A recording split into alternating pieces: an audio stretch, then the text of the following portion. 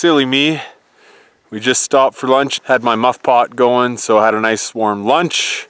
I went ahead and took off while the guys were just finishing up and forgot to clip my side panel back on.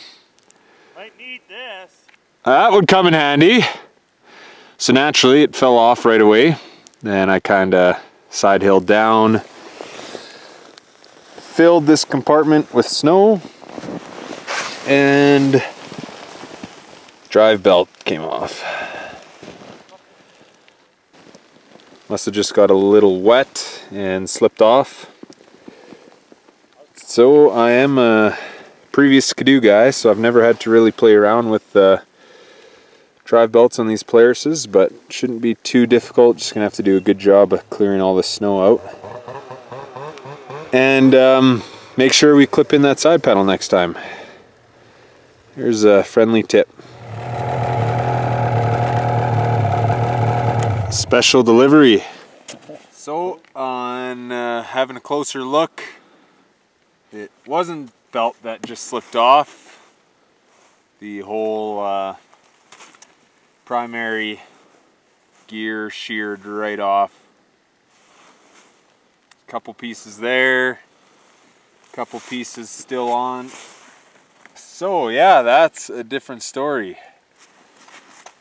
That is not a quick fix when you are almost as far back in Allen Creek as you can get. We're gonna have to reevaluate our plan. We might try to pull it out, but we're a ways back and even off of the main beaten path right now, so it's gonna be a pretty hard tow.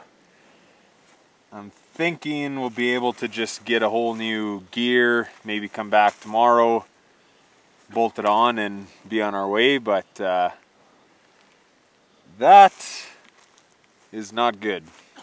I don't know if it was just the snow that piled up, but I mean, you wouldn't think that would cause this gear to completely shear off. It's like 2 o'clock and we are all the way back of Allen Creek, so I think it's going to be a pretty hard tow. We might try and see if we have any luck, but keep you updated. That's probably the first sheared gear on a Matrix. Better get a trophy or something for this. At least hang this in the trailer. Oh, we're just hooking up the sleds now. Got a shorter strap to the spindles to the back of this sled. We've got some mule tape ribbon.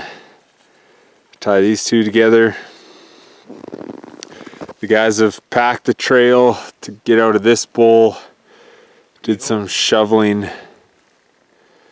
to cut out this side hill. This is a little tricky spot, but we've got quite a few bowls to cross. Stop before that last little bit? Wish us luck. Well, we quickly realized that with the Polaris's, there's no brake without that drive belt. So this clearly wasn't going to work. It was just too sketchy without a brake. So I'm just going to hop on with my brother. We're going to ride out because we still got quite a ways back to the cabin. Sun's going down. Old Matrix is going to have to spend the night all by herself. Hopefully can find a gear tonight, and then should be a matter of just bolting on a new one and riding it out tomorrow. So that's the plan. Focus on getting ourselves out for now. Good morning, guys. So it is the following morning. By the time we got off the mountain, got back into service last night, all the local part shops were all closed, so couldn't do a whole lot of hunting to track down some parts. Put out some posts on Facebook and whatnot, just seeing if there's anybody in the area that had some spares or that were willing to help out. Didn't have too much luck there. So this morning, right at 8 o'clock, we started making some calls, started visiting some part shops, and we actually lucked out. So a local part shop here, Travis's Automobile Repair, just outside of Valemount, ended up coming up in the clutch. So he didn't have a Quick Drive 2 sprocket, but he did have a Quick Drive 1 sprocket, which it's the same drive shaft, so it mounts up just fine. but you need a different belt with the Quick Drive 1. And so just lucked out again, and he happened to have a brand new belt as well. So picked up a new Quick Drive 1 secondary sprocket and the belt along with it. So he should be good to go. We're just gearing up now, gonna head out and start the rescue mission. Should be fairly simple right out there, just a quick bolt on with the new sprocket, put the belt on, and should be able to ride it out no problem. So fingers crossed, we'll update you guys on the mountain. Okay, we made her back. So that was the first step of the rescue mission. Brother and I tandemed all the way, quite a ways back, a little tricky, but we got her done. First step is to remove the old secondary sprocket. And so that's just a 15 mil socket.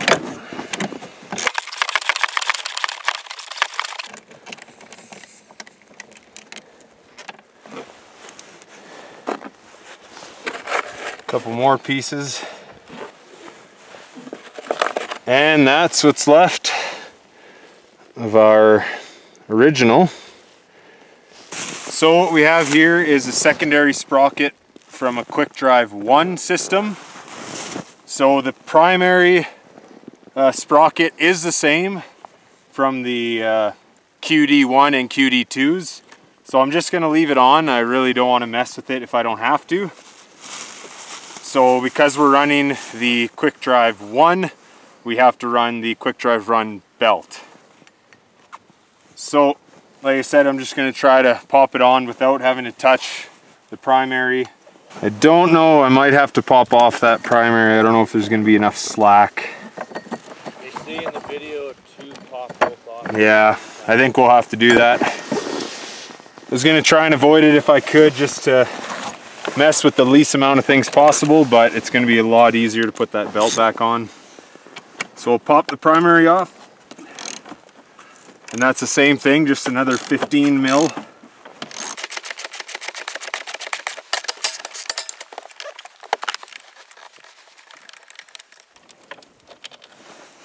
Okay. So now we'll put them on together. There. Okay. Okay, it's on. Let's go lightly with the ratchet here to suck it on that last little bit.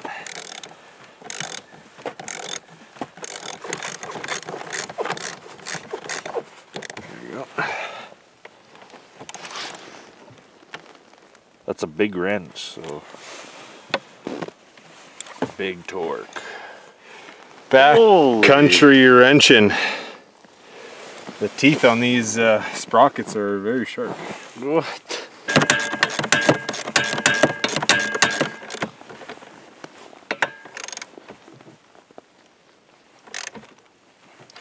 Okay, and that's recommended to 1 Oogaduga, and that's according to manufacturer spec. So there you have it. As simple as that. Even in the backcountry, that's less than 5 minutes. Pretty much gonna head right back and just check on this every now and then, make sure the bolts are still tight, and we'll make sure to put the side panel on. So we'll check in when we get back to the truck.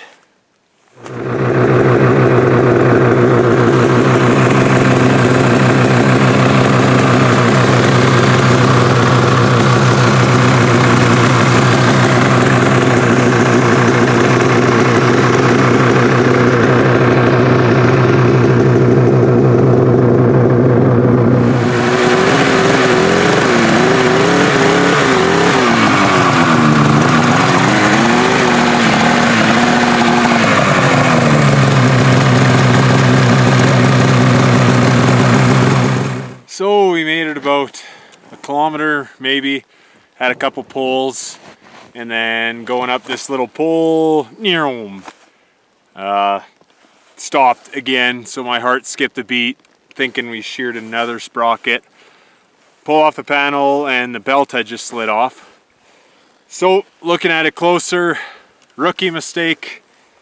I put on the primary sprocket backwards. So it has this little retaining lip to basically keep the belt on, and it says right on the side, this side out. Pretty obvious. So rookie mistake, not being familiar with these machines and working on it in the backcountry. These things happen, so I'm just thankful it was just the belt that slipped off. So we've got it back on. We've got the primary sprocket on the proper way, and we'll tighten them back up, and knock on wood, we should be good to go. So this is definitely not a instructional page by any means. Learn from my mistakes. Hopefully this is the last time we have to stop, and the next time we check in is at the trucks. This side out.